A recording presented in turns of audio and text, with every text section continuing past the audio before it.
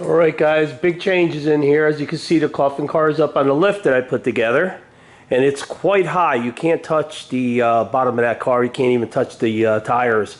I did buy the extra high lift so I could work underneath it. Because once winter hits, there's nothing I could do outside. So everything's got to be done in here. I got the Chevelle moved to this side of the garage. And that's going to actually go back. I just got to move some stuff back there today. And I'll be able to get it back probably another good 5 or 6 feet.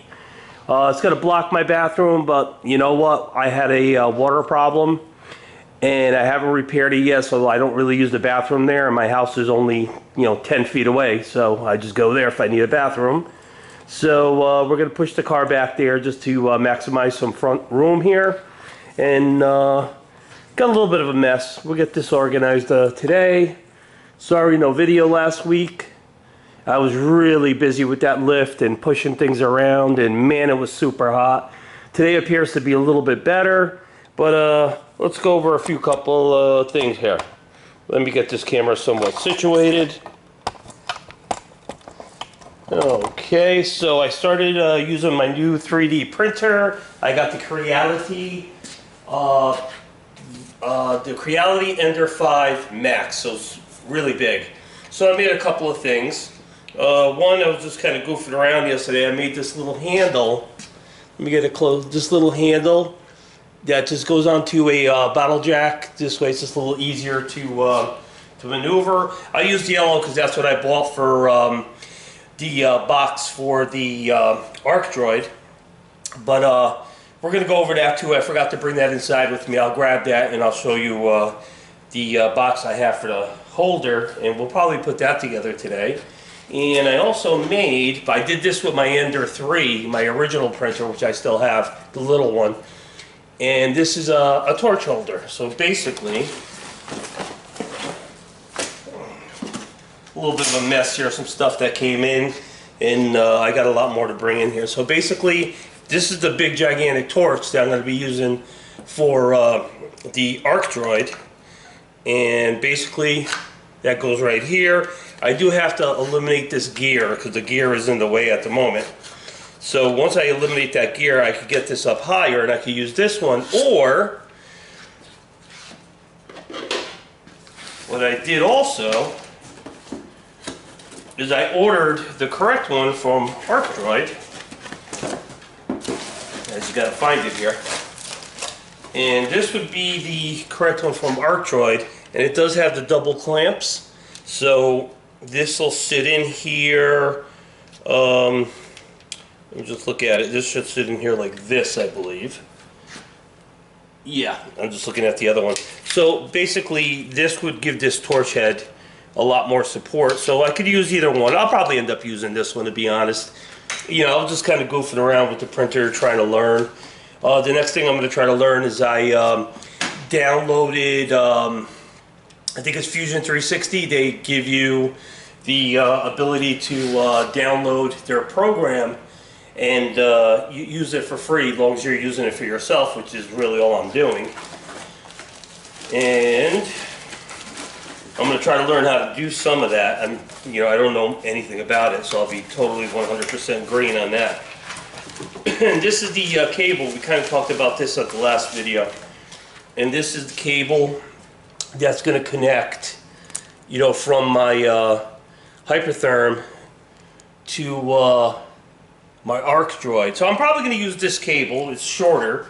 I do have a cable on the machine that came with that torch that I didn't realize that cable was even in the box until I opened it, even though I bought the thing like 5 years ago. And once I opened it, I noticed that I had the CNC cable, but it is what it is. Here's a couple of free things from, just some sanding discs. We'll see how good they are. They were free from Temu. And I have a few more Temu things that came in. And again, a lot of it is, you're getting things that aren't costing you $1 million that, that do come in handy here at the shop. All right, so here's the stand for think we went over this, but here's the first print I made, which is like a backing plate. And back in here, you got these holes here where I'm going to heat up and press in some inserts, some screw inserts.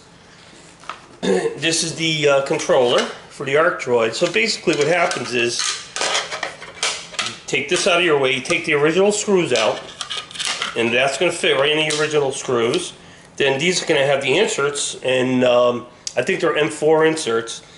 And this will eventually attach to a VESA mount. And here's the VESA mount. You know, these are the pieces for it. Basically, it's a swivel mount that's going to attach to the table. I'm not sure how I'm going to attach it to the table yet, but we'll figure that out as the day goes by. So basically, let me get my parts here. So basically, that's a VESA mount, and this is a 75 millimeter and a 100 millimeter. This is the reason I chose this is because I needed a 100 millimeter, and the price was right.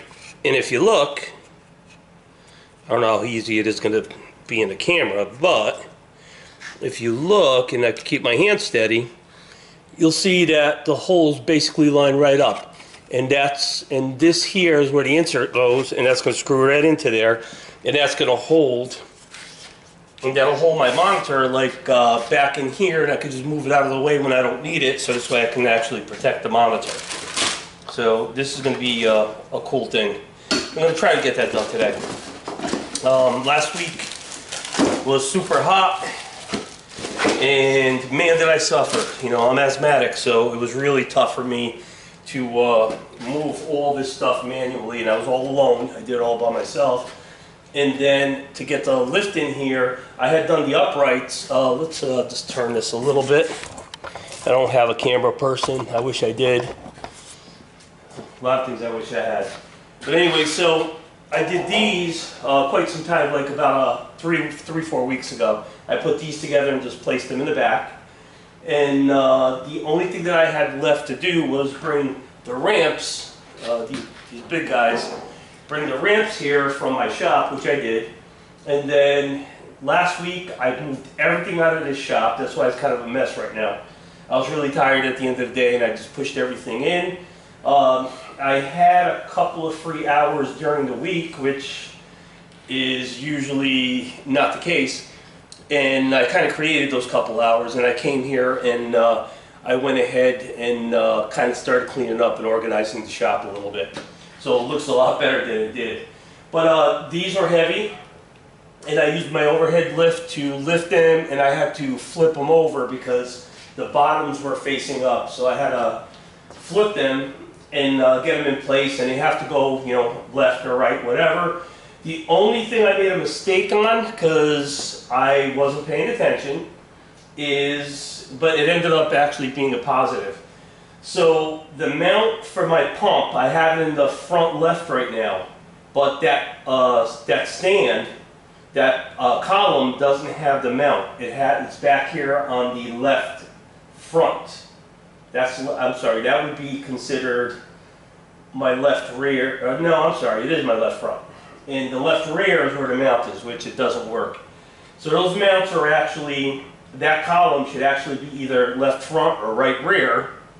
And even though it didn't work out, if I do mount that where it belongs, even if I had done it correctly, and I put that column in the right place, the motor would stop me from going up against the wall. So what I'm going to do is, I'm going to, let's see, well, it's so hard to see in here, it's hard to move right now because I got so much crap around. But I'm going to mount the motor, the lift has still got to go back a little bit and way into the wall. And I'm going to mount the motor onto, you know, the reservoir assembly, onto the, actually onto the wall. There's a plug right there. It'll be easier to access. It'll just be a better thing to hang it on the wall. Does it make the lift portable? Yeah, it still does, because I can still drop the lifts, get it on the wheels, and at that point I can still just unplug the connector and move the lift around. But the lift is going to stay right where it is, because you know, it's in its best place right now. Once I move this Chevelle back, I'll be in better shape. And I guess that's about it. I'm going to kind of just make clips in this video throughout the day, and I'll try to get you a better look at everything going on. But as you can see, the coffin car is up in the air, and it's going to be a lot easier to do that exhaust. Alright guys, stay tuned and I'll be back. Okay, it's been quite a day. We got the lift moved like I was talking about. Let's move this camera back a little bit so you can actually see what I'm doing here. And I got some creature comforts fixed, like my stereo. I got that going, and I put the wheels on the Arc Droid cart. And I'm trying to give you a better view here because my body's going to be blocking everything. Let's see if we get you back here.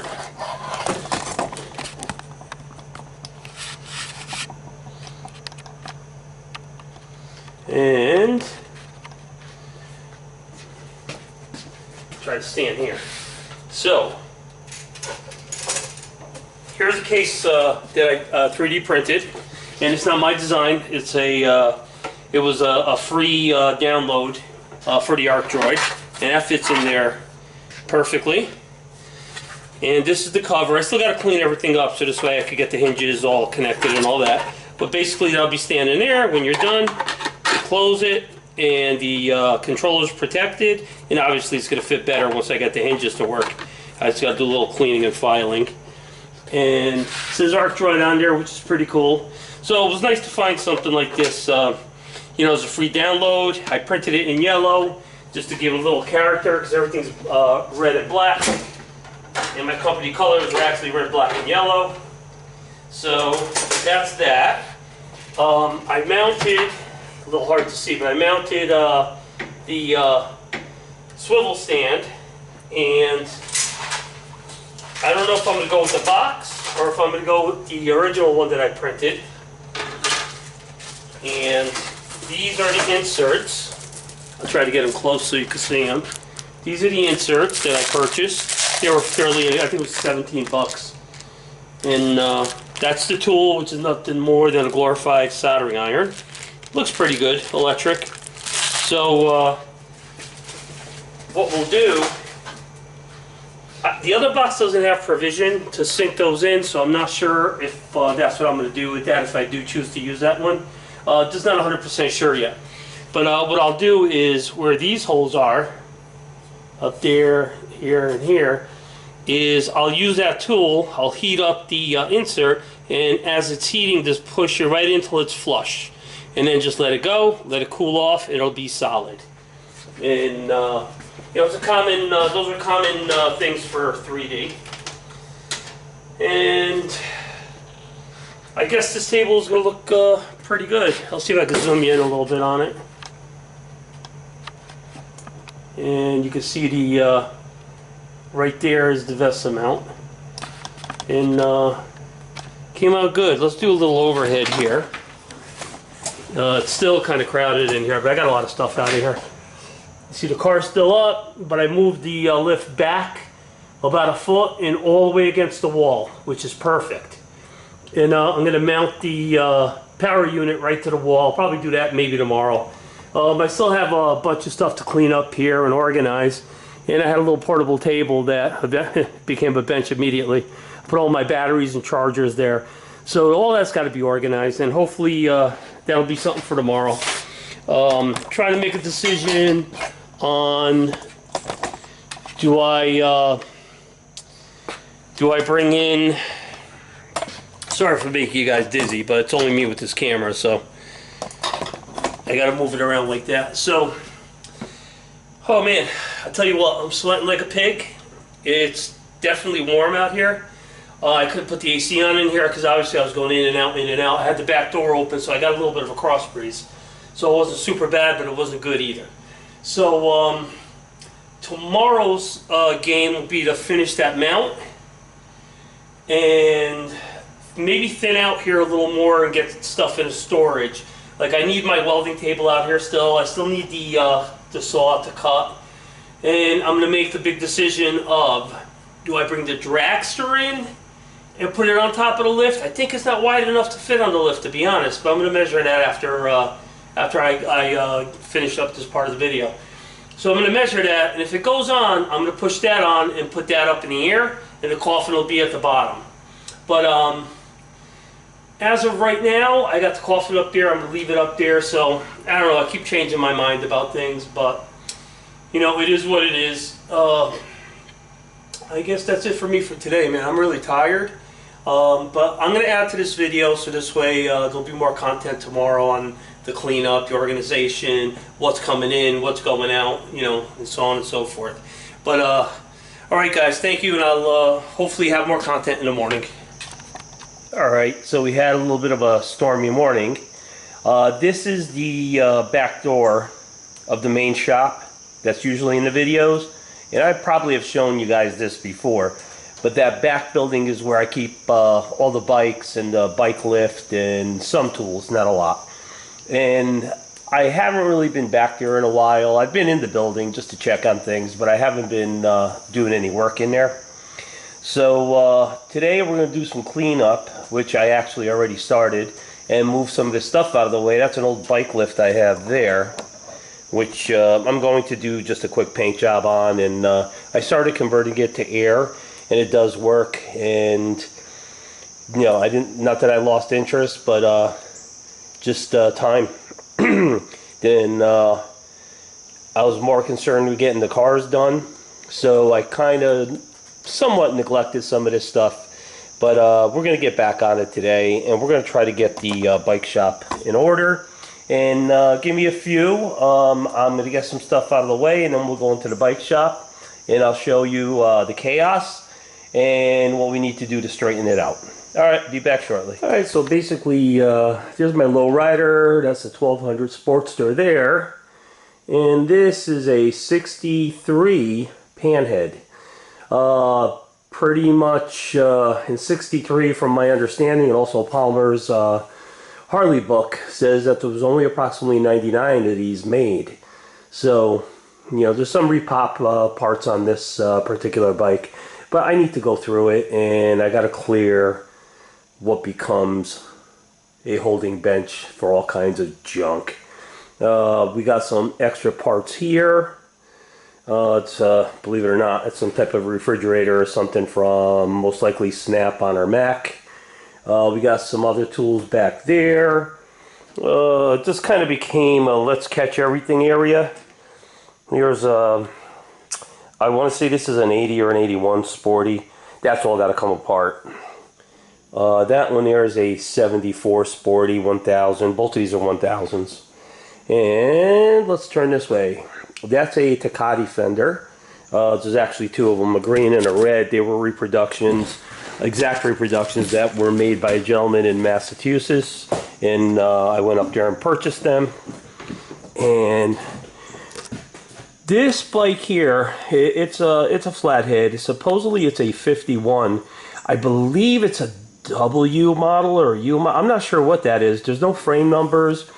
It kind of went through the chopper era, and as you can see, the front end is raked. Not the best job in the world, but not the worst either. But again, I found a casting for the neck that I can replace. But once I dig through, it looks like it was all fiberglassed over. Once I get the frame and get it all stripped down, and you know, I don't know if it runs. I bought it not running. I'm sure a little bit of work and it probably would run, because you know, Harleys are Harleys. You know, you fix them daily mostly, but usually they do run fairly, you know, with a minimal amount of work.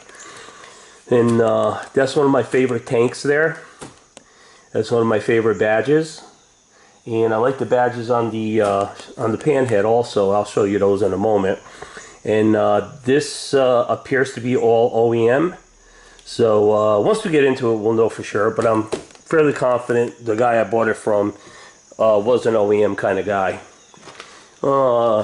Back in the against the wall there is a little mini chopper, you know, a little made in Japan type little chopper. That's my 76 Sporty 1000. Basically, it was my show bike. It does run. I had a little electrical issue. I parked it and I just never touched it again after a while. This is my 65 Sporty. This is only a 900. And I bought that one as it sits. The 76 I actually built, believe it or not, in the office in my house. Kind of crazy, but it's the only space I had at the time. And that's a 65 Sporty 900. A hell to kick. Sometimes it kicks back so hard that it scares the daylights out of you, like you're gonna break your leg. I think the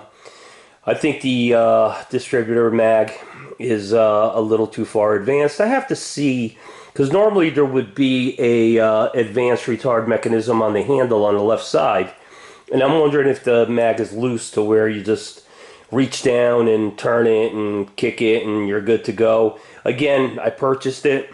The gentleman actually delivered it to me, if I remember correctly, and or my son wrote it home. I don't remember. But basically, you know, we got it here, and just I never touched it again. This little guy here is a 1962 Scat. A lot of times they refer to these as Hummers, but really this, you know, each year was a different name.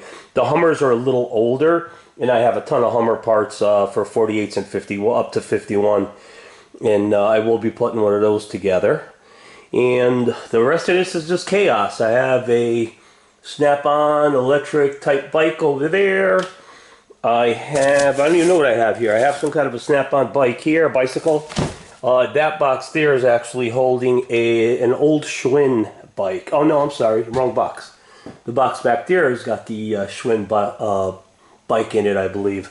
I don't even know what this is. We'll investigate as we clean up today. Tools that you're always looking for that you never remember where you put them. You throw them in a box and they end up in storage. It's a crazy life sometimes. You know, I wish I had time to spend every day here and it wouldn't be so bad.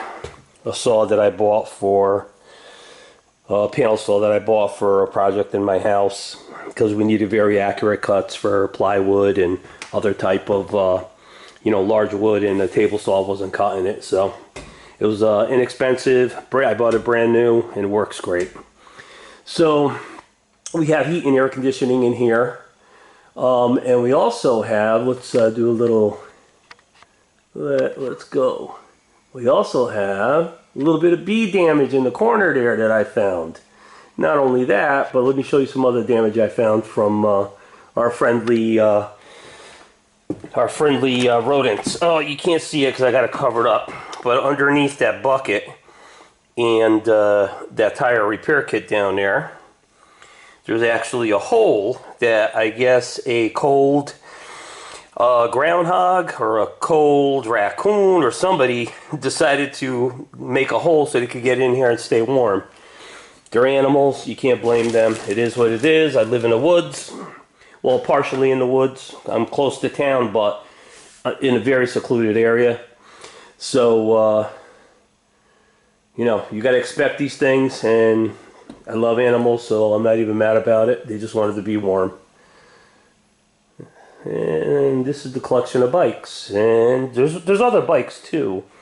I have stuff all over the place. We're going to get a little dizzy here for a second as I'm moving. There's a wheel. I believe that is off the 80 or 81 Sporty. So again, here we are.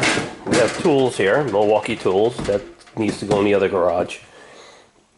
There's an old fender there, a little tail on it, and here are stacks of 48 to 51 Hummer front ends, and a couple of rear pieces. That's an original seat here. Actually, I have two original seats. I believe this to be an original seat. I know this one is. I know that was an original seat. This, I believe, is an original seat too. And that might be aftermarket. I'm not sure. It looks kind of new. We have a bunch of brackets and stuff here for the Hummers. You know, I have a lot more in storage. I have I have the little rack on the back for the Hummer, which is kind of rare, hard to find. I have that. Anybody that has Hummers would love to run through this stuff. That front end is from the 80 or 81 Sporty. And there's a couple of Hummer frames. I believe one is a 48 and one's a 50 or 51. And I found those on eBay.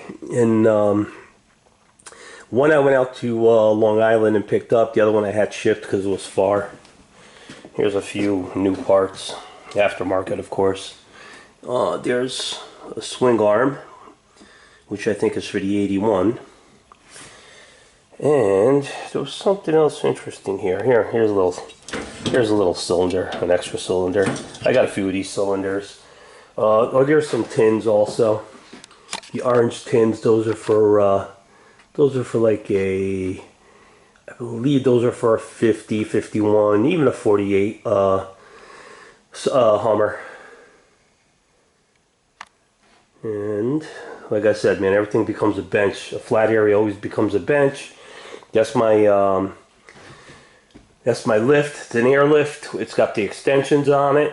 A lot of guys don't choose the one with the extensions, but I got the extensions, and what I like about the extensions is I can take them off. The back has a drop, and I believe there's a wheel well. Where the wheel is there should be a wheel well so I could drop the tire out if I need to. And, you know, it's a well thought out lift. And when I started, I was working basically on the ground.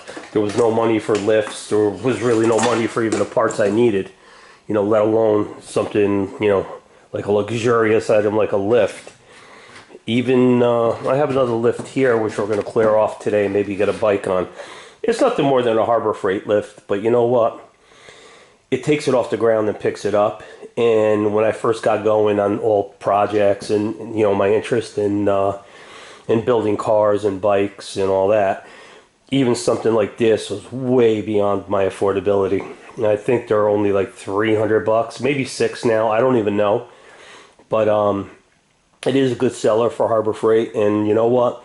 The one that I have outside here, I used for years, and then I bought this new one. And I had that one at another shop, my actual real shop. And I brought it here and I converted it, and then I lost interest. Well, it's not that I lost interest, I lost time. And it is what it is. And there's some more tools back there, some more Harley parts, aftermarket V-twin parts. And I guess that's it, guys. I'm going to start doing some cleanup. It's going to be a little difficult because I'm just worried about the rain, because everything I have is not fragile, but it's all decent stuff, and I don't want it to get damaged because of the weather. And there's a little fan there, that orange thing, that actually blows up my home video. So we got the big screen in the backyard. I guess sometimes I buy stupid things, because when I was a kid I did have things, but I didn't have everything. And sometimes I get a little crazy with purchases. I buy some dumb stuff. But you only live once, and that's it. You know, I don't throw money away. It's usually, you know, like something like this. I think I use like Amazon points to buy it. And I did use Amazon points to buy it. I had a whole bunch of, from my Amazon card, a whole bunch of money back, whatever. And I saw this, and I actually bought it for a little party that we had with my granddaughters, and gave them, you know, the big screen. Movie night, and it was cool. I never used it again. You know, they're a little older now, so, and they're not living in this state anymore. So it just became something that sits around. Might be fun to play around with it again. And yeah, watch one of my own videos on it. But anyway, guys, so we got a whole bunch of stuff going on here. And I really want to get back into the bikes. You know, I've been watching a lot of Billy Lane videos, and I'm getting really psyched to get back into the bikes, and he's into a lot of things like I am. I'm also heavily into guitars. Here's another Harley tank right there. That's all OEM paint on it. And stuff like this is like, you don't have the heart to really touch it.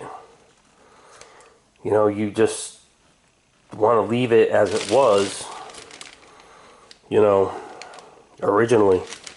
Like they say, paint is only original once. Original paint is only original once. Everything here obviously has been gone through the show stage, the hot rod bike stage. Even this little scat, it's been kind of set up for like flat track. It's really cool. I got to put a front bolt and a seat there and a battery, and it is a running bike. I bought it as a running bike out of Cape Cod, I believe I bought that. And I would buy more, but I don't have the damn room. I'm looking at a Sporty right now. That's very interesting, but I have to get things for the right price because my funds are definitely not endless. So if I make a little score, as long as all my bills are paid ahead of time, long as my properties are paid ahead of time, and I have a little bit, I'll spend a little bit. I will not spend a tremendous amount of money on anything. I mean, it just would be foolish. You got to get the deals, and then you got to put the sweat equity into it to make it what you want. Otherwise, you're basically just throwing money away. What's the sense of going out and just buying something done? You might as well do it yourself. It's more fun anyway, at least for me. Alright guys, this is going to be a big undertaking today. I'm tired from yesterday. Alright, well, I'll be back. Hopefully it'll look better. Alright, so I still got to clean the top of this lift off. Everything around it, oh, my finger's in the way. Everything around it, in front of it, everything is cleaned. These two bikes are still sitting here, they don't need to move. I took all the boxes and made one area for them. I took all the parts and made one area. And I got to go through all this piece by piece. Some of the stuff is probably going to be garbage, but we'll have to, really look.